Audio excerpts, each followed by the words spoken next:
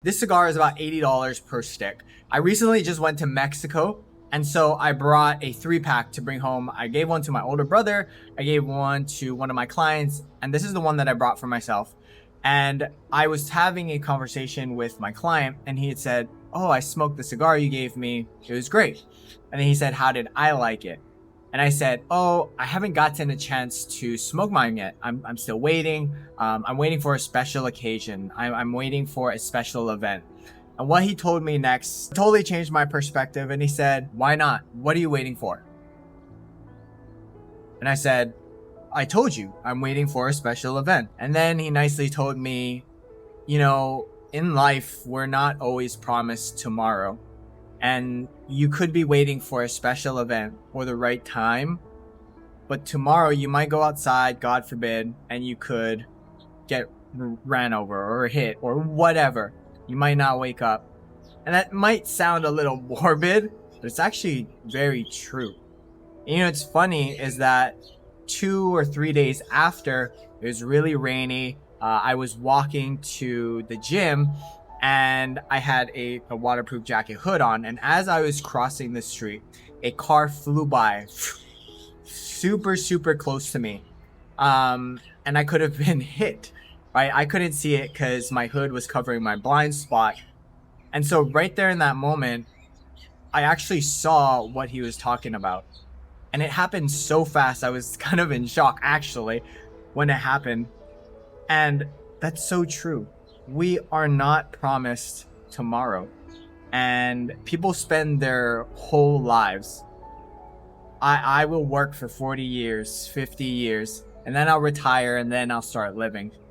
But the thing about that is we give our best years away. And we think that when we retire or, when we have time later on, we can do all of these things. And the sad reality is that sometimes we don't get to experience these things. And we don't get to, see the fruits of our labor, whether that's because of your life situation, whether that's because of your health, whatever it is. And another thing I was thinking about this cigar is this idea of I was putting this on a pedestal. And when I was thinking about it, that's a scarcity mindset. Because in my mind, I'm thinking, look, this is probably the only time I'll ever have a Cuban cigar or a cigar like this. And so I closed my mind. I closed myself up.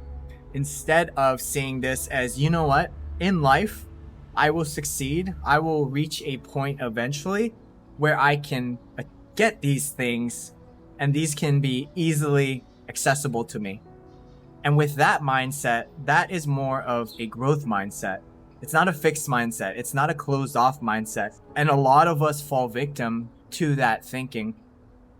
I made an Instagram post a few days ago, and essentially I was talking about, anything in life, you can't let fear of the unknown stop you from trying to do something.